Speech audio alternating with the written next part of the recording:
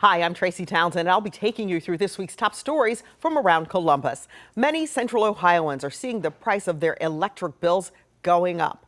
One state lawmaker is proposing a solution that could reduce customers' electric bills.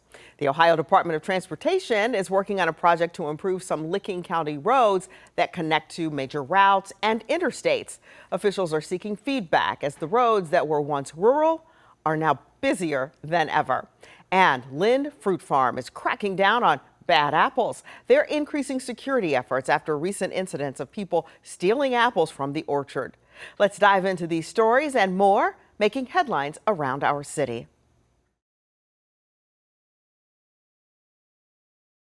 The helicopter followed the stolen car all over this city for about a half an hour until the car crashed right here.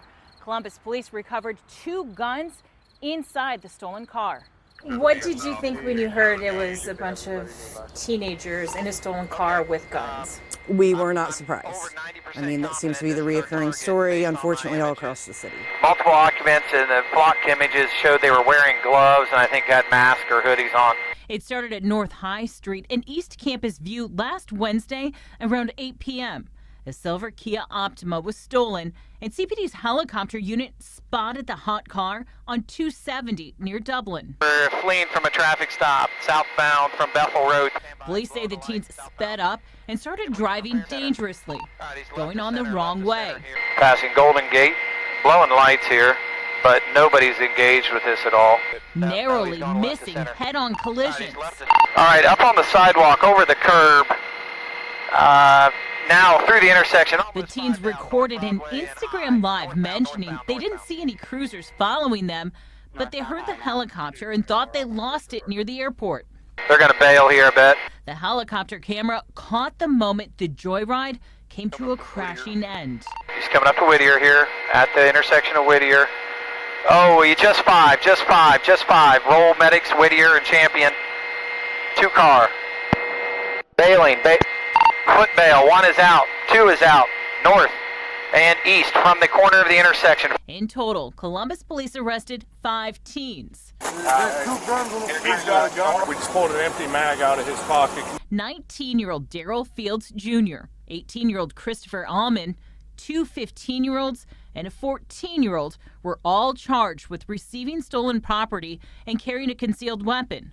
10 TV cameras were there as the juveniles were in court. Certainly there's a great deal of concern here given the allegation of the firearms and the weapon and given the allegations of the receiving stolen property here. The kids had prior records and the magistrate kept them in the Juvenile Intervention Center.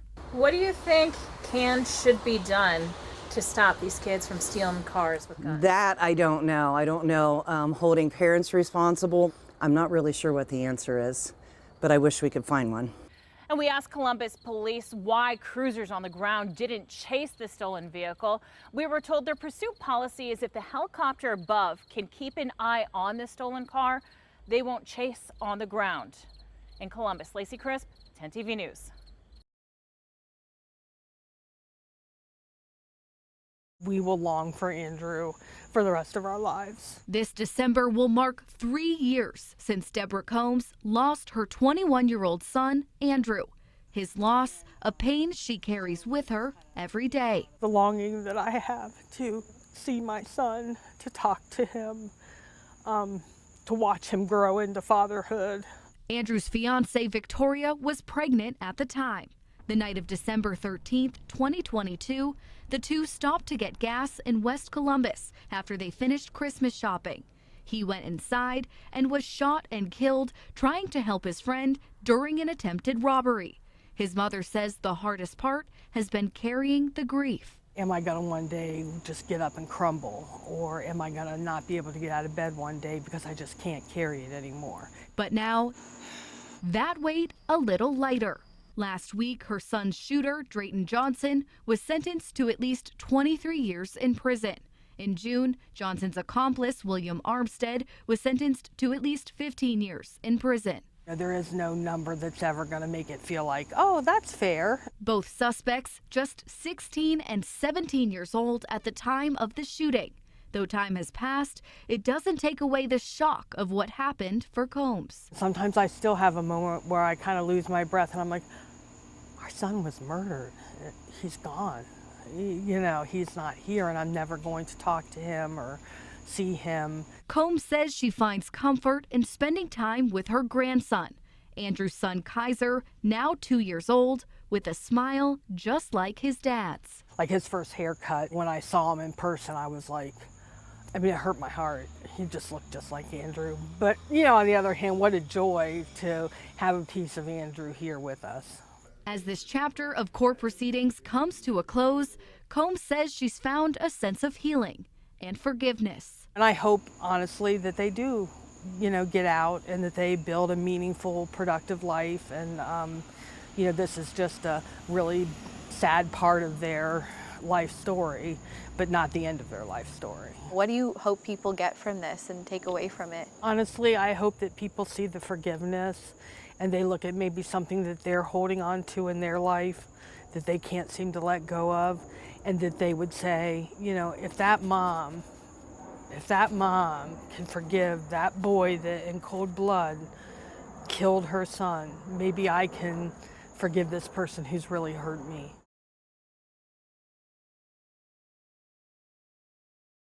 On scorching summer days when Ohioans turn on the AC, or on frigid nights when we turn up the heater, the state's electric grid can strain under the pressure. An Ohio lawmaker has a solution to lower your energy bills and put money in your pocket. Having your thermostat or water heater under the control of your electric company may sound like a strange concept, but that's exactly what State Representative Roy Klopfstein is proposing. Our electric prices are not going to go down. And the best I think we can hope for at this point is stabilization or less increases. Klopfstein has proposed making voluntary demand response statewide. AEP already offers the program to its customers. They give them the ability to manage peak demand. And peak demand is where we have blackouts and where bad things happen if they can't manage that really hot day or that really cold day. Under the plan, power companies could reduce the energy in your home through your smart thermostat during extreme heat or cold. The goal is to reduce the load on the electric grid. Representative Klopfstein says using less power can save residential customers money. We're at a point now where between inflation and demand, your bill's going up. I don't see any way it will not be and continue to go up in the near future. The Ohio Environmental Council supports the voluntary demand response proposal. Folks who are enrolled in a demand response program will have their thermostats adjusted by a few degrees, maybe 1 to 3 degrees.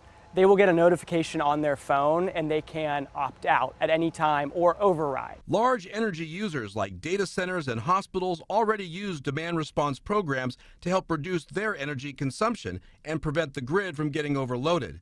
If lawmakers approve this latest proposal, residential customers statewide will get to enjoy the savings. Demand response programs are a very cost-effective way to reduce strain on our electric grid while saving folks money. And if lawmakers do approve this plan, it will ultimately need to be approved by the Public Utilities Commission. Kevin Landers, 10 TV News. The roads through Pataskala were once much quieter than they are now. It's why ODOT wants to make changes to roads like these to allow them to handle more traffic. Traffic is the talk of the town in downtown Pataskala. I was just getting my hair cut just a couple doors down. I was talking about how I liked it, you know, it's nice and quiet and everything, but traffic here is, especially through this area. Now that we've been building some new places and then all the intel that's coming in, it's caused a lot more traffic that we've had. I mean, I think there's definitely some traffic. Once quaint roads like Main Street, now a pass-through for large commercial vehicles. And on these small 2-lane roads, these large vehicles are causing some congestion. I experience that like every morning trying to get to school because there's all these like trailers and stuff now. ODOT wants to make changes to the roads that run north to south between 161 and I-70 in this part of Licking County to help adapt them to heavier traffic, doing work like making wider lanes and adding traffic signals and roundabouts. The problem is we know that there's a lot of congestion, there's a lot of issues with safety sometimes, and that we need to improve that so that people can get through the area safely and efficiently. ODOT is looking at changes to 4 roads: Mink Street, 310, 37, and Thornwood Avenue. For this study, we're actually looking at improving what we have. So we're looking at the existing corridors. Without making these changes, ODOT warns about increased congestion, frustrated drivers, and more crashes, something people in Pataskala worry about now. Yeah, it's definitely a new adjustment to a smaller town. Right now, ODOT is still in the early planning phases. It could still take 5 to 10 more years for these projects to come to fruition. Reporting in Pataskala, Carla Rogner, 10 TV News. Camera video, you can see the suspect quickly get into their car. As he gets out of the car, the suspect puts his vehicle in drive and then hits the officer's cruiser in the front, kind of the front corner. Because the suspect is driving so fast, police stop following the car. He just turned south on here there. Then an off-duty police officer sees the silver car driving erratically. Because of that, the wrong way driving into oncoming traffic for that extended period of time, so super dangerous. Lieutenant Stern says the speed and the wrong way driving encouraged police to start a chase. Minutes later, they caught up with the car on I-71 going north. In this video, you can hardly see the car because the suspect is driving so fast. Speed's 122 miles an hour. At one point, you can see the suspect car cut off several lanes of traffic, almost hitting a couple motorcyclists. 153, he just cut across. I'm very grateful that no innocent people were struck or injured. The suspect eventually got off the highway and onto Greenlawn Avenue. Police say they drove the wrong way down the entire road until Greenlawn Cemetery, where they crashed. We have a crash, We are choosing not to show the moment of impact. Lieutenant Stern with Grove City Police says this chase is a tragedy. Unfortunately, those poor decisions of the driver caused the death of 2 people. It's tragic. He says it easily could have been prevented and wishes things ended differently. If that driver could have rewound time and made better decisions, we probably wouldn't be here talking like this. I'm being advised by counsel not to say anything. So. Michael T. Davis did not have anything to say after admitting to 5 counts of rape. Your Honor, this defendant stands before this court for a series of heinous and violent crimes. The pain and trauma he inflicted on these individuals is immeasurable. Both Columbus Police and the Franklin County Sheriff's Office have investigated Davis for rape allegations dating back to 2013. This has been a long road. These cases before the court that we had indicted included 7 victims. Court records say Davis would pick up women in his black GMC in Linden, offer the women drugs, hold them at knife point, and record them during sexual encounters. Court records say he texted his wife, Columbus City Schools assistant principal Marcia Davis, some of those videos. He would tell her she needed to pay the women off so they didn't go to police. Marcia was indicted and is facing multiple counts, including obstruction of justice. She was at the World Language Middle School. CCS says she's been assigned to home. Michael Davis was sentenced to 17 to 22 and a half years in prison, and if released, he'll have to register as a Tier 3 sex offender, meaning he'll have to register his address every 90 days, and his neighbors will be notified he lives in the area. His actions were calculated, predatory, and devoid of remorse. The evidence presented during the short trial this past week showed a pattern of manipulation, control.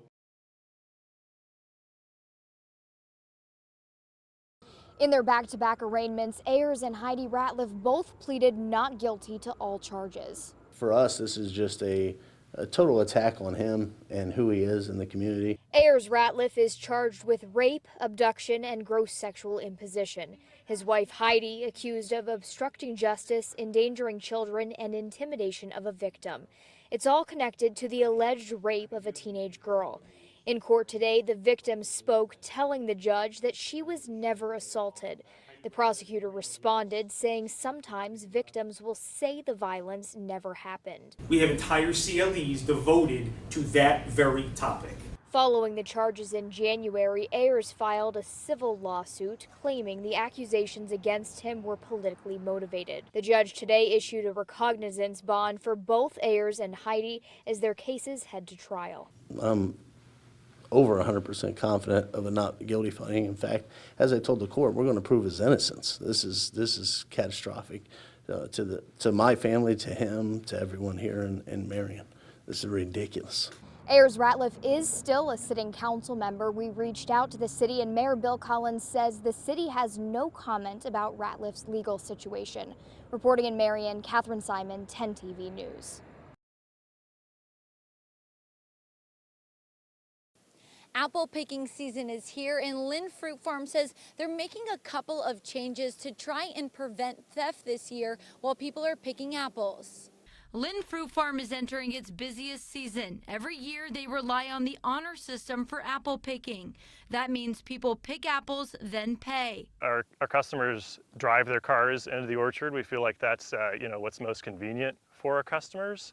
But along with that comes some people who try to take advantage of that. But over Labor Day weekend, owner Noah Lynn says they ran into some trouble. But occasionally we get those bad apples who try to get away with more than they're willing to pay for. They say 4 people tried to take apples without paying, one person allegedly hiding $350 worth in their car. Lynn says it's frustrating to see the fruits of their labor taken without payment. And, that's really discouraging to us because, we only get one shot at, getting a return on those apples that we spend the whole year growing. And, we count on that to support our employees and ourselves. And so yeah, it's something that's just really frustrating for us. Now the farm will add signs to remind people of the rules. They will also have some team members drive around while people are picking apples to keep an eye out. When you come out here and try to steal from us, that slowly degrades, from our ability to provide that, fun experience for people. And apple picking season is just beginning here at Lynn Fruit Farm. You're able to come here and pick apples until the end of October. Reporting in Pataskala, Tara Jabor, 10 TV News.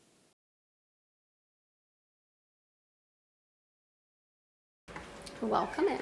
After years of house hunting, Sarah and Colin were excited to move into their first home. We walked through the house. It actually was listed on Zillow as meticulously maintained, which is ironic because of the situation that we found later. Soon that dream turned into a nightmare. The first couple of days after moving in, I started getting sinus problems.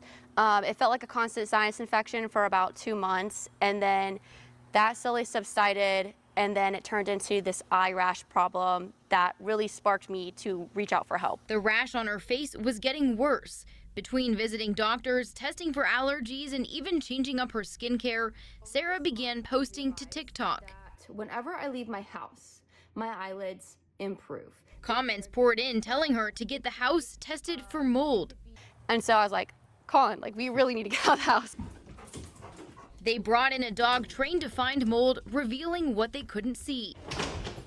He found that spot. And then he found numerous spots up in our bedroom and our closet, along with our basement. It's covered in mold, and every single day I was working out in that basement an hour every single day, so my exposure was so high. Results from an environmental test showed dangerous levels of mold in their house. You can see the mold growth on the side here. So now they're tearing apart their dream home. Dr. Karen Danamiller studies how home environments impact health. We have strong evidence that exposure to mold growth in housing is associated with health impacts. She says all homes can have some type of fungal growth, but too much moisture can create problems. For mold exposure, the most reliable things that are associated with health outcomes are: do you see mold, do you smell mold, or is there water damage? And if you observe any of those things in your home, you definitely want to investigate a little bit more and see if you might have a bigger problem. Sarah and Colin say their home passed inspection with flying colors, and the previous owners did not declare any mold. The remediation is not covered by insurance and will cost these new homeowners thousands of dollars. Here's where they're going to do like a zipper wall. There's negative air to conceal like the spores in there. In the meantime, they've been staying with relatives until they can safely move back in. I'm just really hoping that the remediation does help because I want to go back to living a normal life.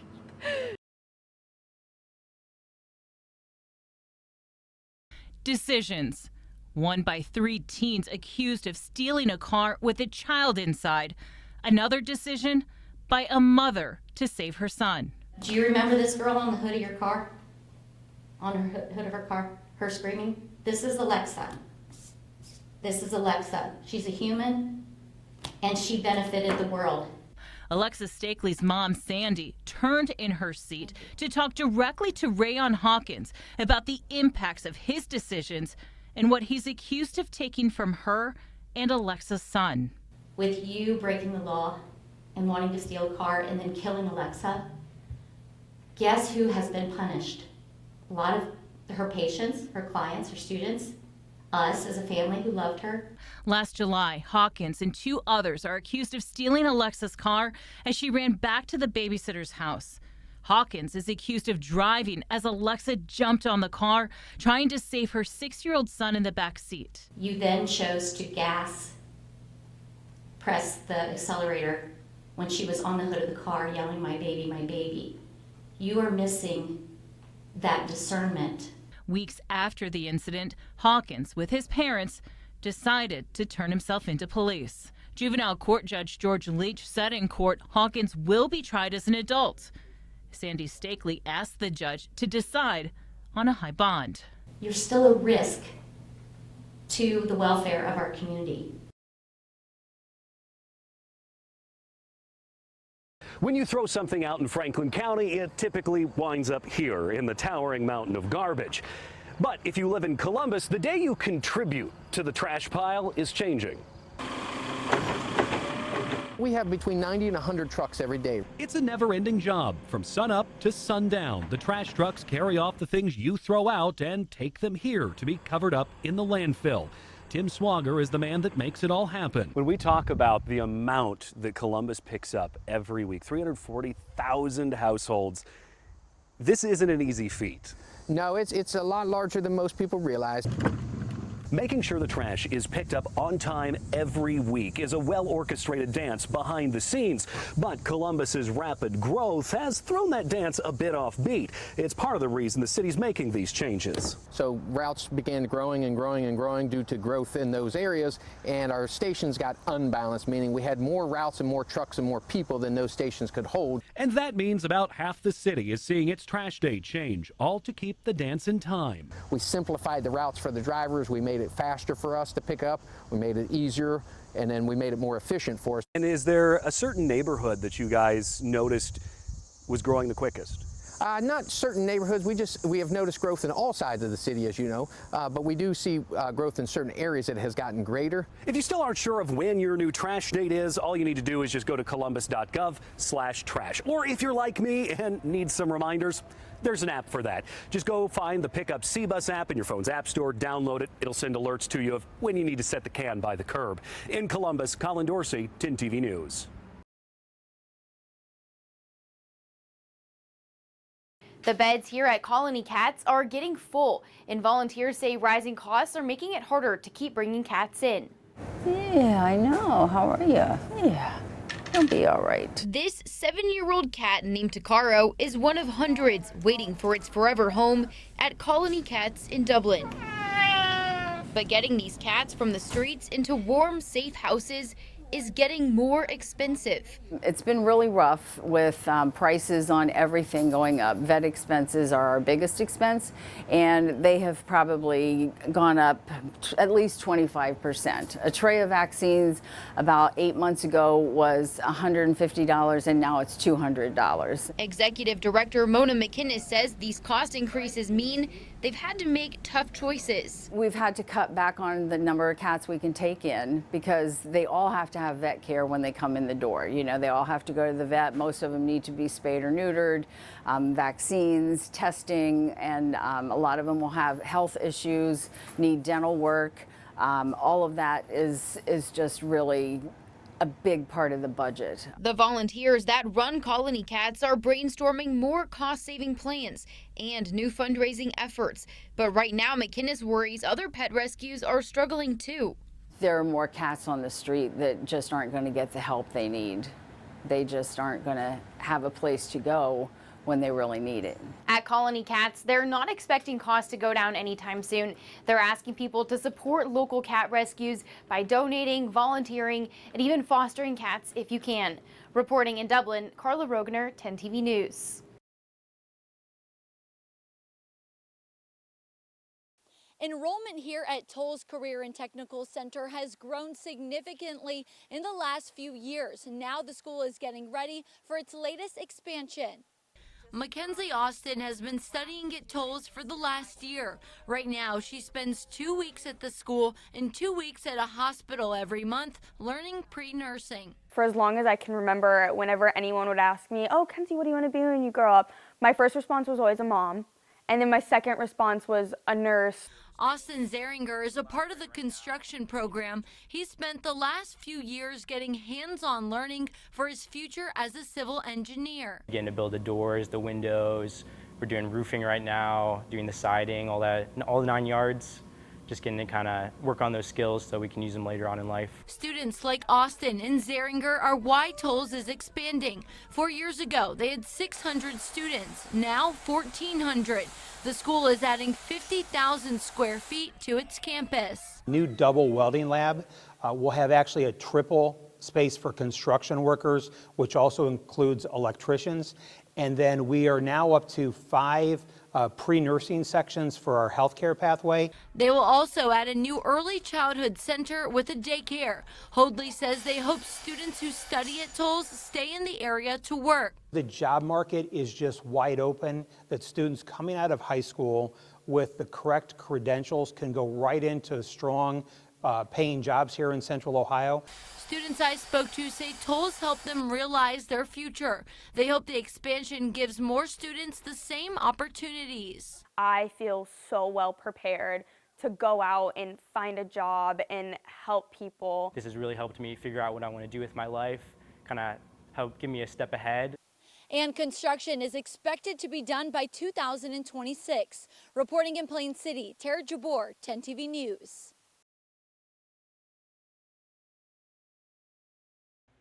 Now that we are into the month of September, of course, we're looking ahead to the fall season, and that means the great fall colors that we get to enjoy here across the state of Ohio. And that actually comes down to a couple of different factors. And one of them, of course, is the weather when we get those cooler days and, of course, the cooler nights, but also when we get less daylight that we are starting to see now that we are here into September. Our sunsets are actually now before 8 p.m., and that's actually going to have an impact on the trees, and the green that we see right now, that actually is due to a chemical called chlorophyll that causes the green coloring that we see in the trees and into the plants. But as we go into those days when we get those cooler days and nights here into September and October, well, that chlorophyll actually starts to break down and other chemicals actually become more prevalent, and that leads to the yellows, the oranges, and the reds that we get to enjoy. And when we have drier conditions and more of the sunnier days, well, some of those colors can be a lot more vibrant here later into September. But it's not actually until we get to October that we reach the true peak of the fall colors, and that actually happens around the middle to end of the month. So still some time until that happens, but we at least get to enjoy those cooler days and nights here over the next few weeks. That's a wrap on this week's edition of Around Columbus, your look at the stories shaping Central Ohio. Thanks for spending time with us. Stay safe, stay informed, and we'll see you next time. And don't forget, you can always get the latest updates on the go with the free 10 TV News app.